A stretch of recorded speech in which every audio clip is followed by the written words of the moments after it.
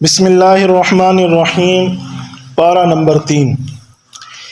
تیسرے پارے کی ابتدا اللہ تعالیٰ نے یہاں سے فرمائی کہ اللہ تعالیٰ فرماتے ہیں کہ ہم نے انبیاء کے اندر بھی درجہ بندی کی ہے، کہ انبیاء میں بھی بعض کو بعض پر فضیلت حاصل ہے۔ بعض جزوی فضیلتیں انبیاء کو اللہ تعالیٰ نے عطا فرمائیں، اس بنیاد پر انبیاء کو فضیلت حاصل ہے۔ سارے انبیاء فضیلت کے اعتبار سے برابر نہیں ہیں، اور ان سب انبیاء میں ہمارے پیارے آقا حضرت محمد مصطفیٰ صلی اللہ علیہ وسلم کو اللہ تعالیٰ نے تمام انبیاء پر فضیلت عطا فرمائی۔ چونکہ ہمارے نبی پاک صلی اللہ علیہ وسلم تمام انبیاء سے افضل، تو حضور پاک صلی اللہ علیہ وسلم کی امت بھی تمام انبیاء کی امتوں سے افضل قرار پائی۔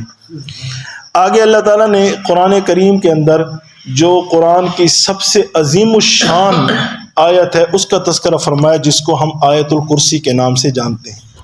آیت الکرسی کے بارے میں حدیث پاک کے اندر آتا ہے کہ جو شخص فرض نماز کے بعد آیت الکرسی پڑھنے کا اہتمام کرے، فرض نماز کے بعد آیت الکرسی پڑھنے کا اہتمام فرمائے، حدیث پاک کے اندر آتا ہے اللہ کے نبی نے فرمایا جنت اور اس کے درمیان صرف موت رکاوٹ ہے، بس جیسے ہی مرے گا سیدھا جنت کے اندر جائے گا۔ آگے اللہ تعالیٰ نے توحید کے دلائل پر 3 چھوٹے چھوٹے واقعات بیان فرمائے۔ ایک تو حضرت ابراہیم علیہ السلام کا جو نمرود سے بحث مباحثہ ہوا تھا وہ بیان فرمایا کہ ابراہیم علیہ السلام نے کہا کہ میرا رب تو وہ ہے جو زندگی دیتا ہے، موت دیتا ہے، تو وہ بے وقوف یہ سمجھا کہ شاید کسی کو مار دینا یہ میرے ہاتھ میں زندگی ہے، کسی کو بچا لینا یہ میرے ہاتھ میں، حالانکہ ایسی بات نہیں تھی۔ کہتا ہے انا احیی و امید، یہ تو میں بھی کر سکتا ہوں۔ تو ابراہیم علیہ السلام کو پتہ چل گیا کہ عقل کا گھوڑا ہے، اس کو سمجھ نہیں آئے گی۔ تو ابراہیم علیہ السلام نے کہا اچھا چلو، میرا رب تو وہ ہے جو سورج کو مشرق سے طلوع کرتا ہے، مغرب کے اندر غروب کرتا ہے، لا بھائی تم مغرب سے طلوع کر کے دکھا۔ تو یہاں پر نمرود پھر لاجواب ہو گیا۔ حضرت عزیر علیہ السلام تشریف لے جا رہے تھے، ایک بستی بالکل ختم ہوئی پڑی تھی اور اس کے نشانات بھی مٹے پڑے تھے۔ تو ایک دل کے اندر خیال ہے کہ اللہ ان کو کیسے زندہ کرے گا، تو اللہ تعالیٰ نے وہیں پہ عزیر علیہ السلام کو موت دے دی۔ 100 سال تک سوئے رہے، اور جب آنکھ کھلی تو اللہ تعالیٰ نے پوچھا کہ عزیر کتنا؟ کہا لبثت یومن او بعض یوم، دن یا اس کا کچھ حصہ میں سویا ہوں گا۔ اللہ تعالیٰ نے فرمایا کہ کھانا اپنا دیکھو، کھانا ویسے تر و تازہ پڑا ہوا تھا اور اس کے اندر ذرا بھی بو پیدا نہیں ہوئی تھی، اور جو گدھا جو 2-4 دن زندہ رہ سکتا تھا وہ بالکل چورا چورا ہو چکا تھا۔ اللہ تعالیٰ نے فرمایا عزیر ہم ایسے زندہ کریں گے۔ ابراہیم علیہ السلام نے اللہ تعالیٰ سے عرض کی کہ یا اللہ آپ مردوں کو کیسے زندہ کریں گے؟ تو اللہ تعالیٰ نے ابراہیم علیہ السلام سے کہا اولم تؤمن، یقین نہیں ہے؟ یقین نہیں ہے؟ کہا یقین ہے، بس آنکھوں سے دیکھنا چاہتا ہوں۔ ایک چیز ہوتی ہے دل کے اندر یقین ہوتا ہے، ایک ہے آنکھوں سے دیکھنا۔ آنکھوں سے دیکھنے کا مزہ اور ہے، بیت اللہ کا دل کے اندر یقین تو ہے کہ بیت اللہ ہے، لیکن آنکھوں سے دیکھنے کا لطف تو علیحدہ ہے نا، وہ تو پھر مزہ علیحدہ ہے نا۔ تو ابراہیم علیہ السلام نے کہا کہ آنکھوں سے دیکھنا چاہتا ہوں۔ اللہ تعالیٰ نے کہا 4 پرندے پکڑو، ان کو ذبح کرو، پہلے تو ان کو سہلاؤ، وہ تمہارے عادی ہو جائے، پھر ان کا قیمہ بنا لو، ذبح کر کے قیمہ بنا کے ان کے سر اپنے پاس رکھ لو، اور اب بلاؤ، اور جا کے ان کے قیموں کو مختلف پہاڑ کے چاروں طرف رکھ کے تھوڑا تھوڑا۔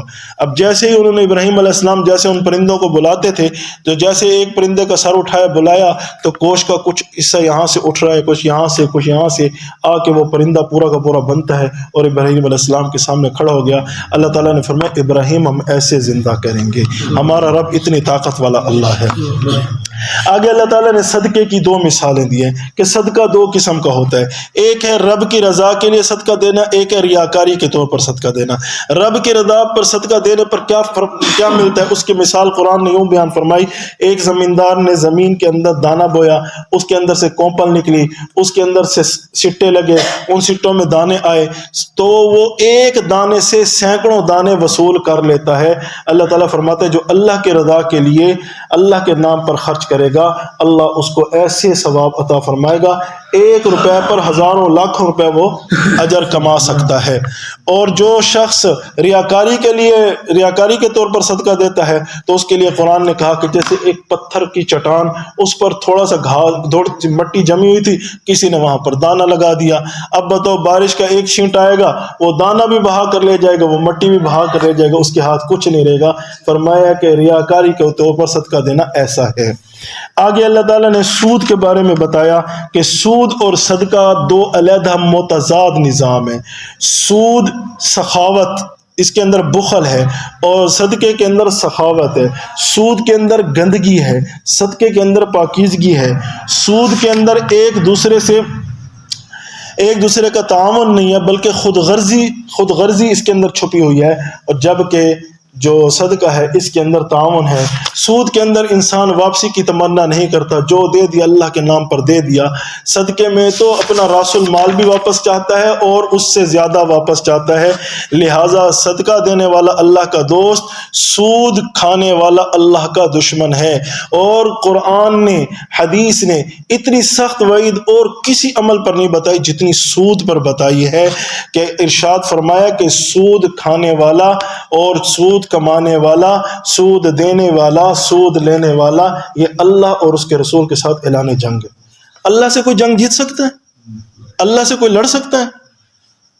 اتنی بات بھی ہمیں سمجھ میں نہیں آتی۔ ہم چند دنوں کے لیے، چند ٹکوں کی خاطر، چند لمحوں کی خاطر، چند خوشیوں کی خاطر اتنا بڑا اپنا نقصان کر دیتے ہیں۔ سود کی لعنت دنیا کے اندر بھی پڑتی ہے، آخرت کے اندر تو پھر پڑے گی۔ آگے سورۃ آل عمران اس کے اندر اللہ تعالیٰ نے 3 بڑے خوبصورت واقعات بتائے۔ اس سے پہلے اللہ تعالیٰ نے ایک اجمالی طور پر بات فرمائی ہے کہ قرآن کریم کی آیات 2 قسم کی ہیں۔ ایک وہ ہیں جن کو محکم کہا جاتا ہے، جن کا معنی واضح ہے، سمجھ میں آتا ہے، تو ان کے اندر تو تحقیق کرنی چاہیے۔ لیکن ایک وہ آیات ہیں جن کا مطلب نہیں سمجھ میں آتا، ان کو متشابہات کہا جاتا ہے، تو اللہ نے منع فرمایا ہے کہ ان کے اندر نہ پڑھو۔ الف لام میم کا کیا مطلب ہے؟ اس کے اندر پڑھنے کی ضرورت نہیں ہے۔ الف لام را کا کیا مطلب ہے؟ یہ حروف مقطعات ہیں۔ کچھ ایسے متشابہات ہیں، جیسے عیسیٰ علیہ السلام کو اللہ تعالیٰ نے روح اللہ کہہ دیا، کلمت اللہ کہہ دیا۔ اب یہ متشابہات ہیں، ان کے معنی میں پڑھنے کی ضرورت نہیں ہے۔ اب عیسائی یہاں سے مار کھا گئے، ان معنی میں پڑھے، عیسیٰ علیہ السلام کو اللہ کا بیٹا بنا دیا، یہودیوں نے عزیر علیہ السلام کو اللہ کا بیٹا بنا دیا۔ تو اس صورت کے اندر زیادہ تر خطاب نصارہ کو ہے، عیسائیوں کو ہے۔ تو اللہ تعالیٰ نے اپنی قدرت کے 3 واقعات بیان فرمائے۔ ایک واقعہ حضرت مریم کی پیدائش کا۔ حضرت عمران ان کے والد تھے، تو ان کی والدہ نے ایک دن دیکھا اولاد نہیں تھی، ایک پرندے کو دیکھا وہ اپنے بچے کو کھانا کھلا رہی تھی، تو دل مچلا کہ میرا بھی بچہ ہونا چاہیے۔ تو اللہ سے دعا کی، اللہ تعالیٰ سے یہ دعا کی کہ یا اللہ اب جو مجھے بچہ ملے گا بیت المقدس کی خدمت کے لیے وقف کروں گی۔ تو اب ان کے ذہن میں تو یہ تھا کہ مجھے اللہ بیٹا عطا فرمائے گا، تو وہ تو آ گئی بیٹی کے پیدائش کے بعد حضرت عمران کی وفات ہو گئی۔ اب پریشانی ہوئی کہ میں نے منت مانی ہوئی، اب کیا کریں؟ تو حضرت زکریا علیہ السلام، انہوں نے پھر ان کی کفالت کی اور حضرت مریم علیہ السلام کو وقف کیا گیا۔ پھر حضرت زکریا علیہ السلام حضرت مریم کے پاس پہنچے، دیکھا بے موسم پھل پڑے ہیں۔ یہاں تو ایسا دور تو نہیں تھا کہ بے اسٹور کر لیے تو چلو آ جائیں گے ہمیں، وہاں تو ایسا کوئی معاملہ نہیں تھا، بے موسم پھل۔ کہا یہ کہاں سے ہے مریم؟ کہا من عند اللہ، یہ میرے رب نے بھیجے ہیں، مجھے میرے رب نے عطا کی۔ تو زکریا علیہ السلام کا دل مچلا، جو رب بے موسم پھل دے سکتا ہے وہ رب اس بڑھاپے میں اولاد بھی دے سکتا ہے۔ حضرت زکریا علیہ السلام کی عمر 100 سال سے اوپر ہو چکی تھی، لیکن اللہ سے دعا کی، اللہ تعالیٰ نے فرمایا کہ تمہیں ہم بیٹے کی بشارت دیتے ہیں، تمہارا بیٹا متقیوں کا سردار ہوگا، اس کا نام یحییٰ ہوگا۔ نام بھی رب نے خود رکھا، اس کا نام یحییٰ ہوگا، اور وہ انتہائی پاکیزہ ہوگا، اور اس کو نبوت بھی ملے گی۔ یہ ساری صفات۔ اس سے پھر اگلا قصہ اور بھی عجیب کہ حضرت مریم علیہ السلام کو اللہ تعالیٰ نے اولاد عطا فرما دی بغیر باپ کے۔ اب یہودی اعتراض کرتے تھے، وہ کہتے بغیر باپ کے بھی اولاد ہو سکتی ہے، بغیر باپ کے بھی اولاد ہو سکتی ہے۔ تو اللہ تعالیٰ نے فرمایا کہ تمہاری عقل ماری گئی ہے، اللہ چاہے تو کیا نہیں ہو سکتا، اللہ چاہے تو کیا نہیں ہو سکتا۔ بتاؤ ذرا آدم کہاں سے پیدا ہوا؟ آدم کو تو نہ باپ تھا نہ ماں، وہ تو بغیر ماں باپ کے پیدا کر دیا۔ وہ زیادہ عجیب ہے یا یہ زیادہ عجیب ہے؟ تو جو رب بغیر ماں باپ کے پیدا کر سکتا ہے تو بغیر باپ کے کیسے پیدا نہیں کر سکتا؟ وہ تو رب ہے، اس نے تو ایک امر دینا، کون کرنا ہے، سب کچھ ہو جانا ہے۔ پھر آگے یہ یہودی عیسائی آئے تھے، نجران کے عیسائی، یہ وفد لے کر آئے تھے، 60 آدمیوں کا یہ پورا ٹولہ تھا۔ یہ حضور صلی اللہ علیہ وسلم سے بحث مباحثہ کرنے کے لیے آئے تھے۔ تو جب کہیں پہ کچھ نہ بن پڑی تو پھر مباہلہ کی دعوت دی۔ مباہلہ کا یہ مطلب ہوتا ہے کہ دونوں فریق ایک میدان میں جمع ہو جائے، وہ بھی اپنے پیاروں کو لے آئیں، یہ بھی اپنے پیاروں کو لے آئیں، اور اللہ سے دعا کرے کہ جو حق پر ہے وہ بچ جائے، جو باطل پر ہے اللہ اس کو یہیں تباہ و برباد کر دے۔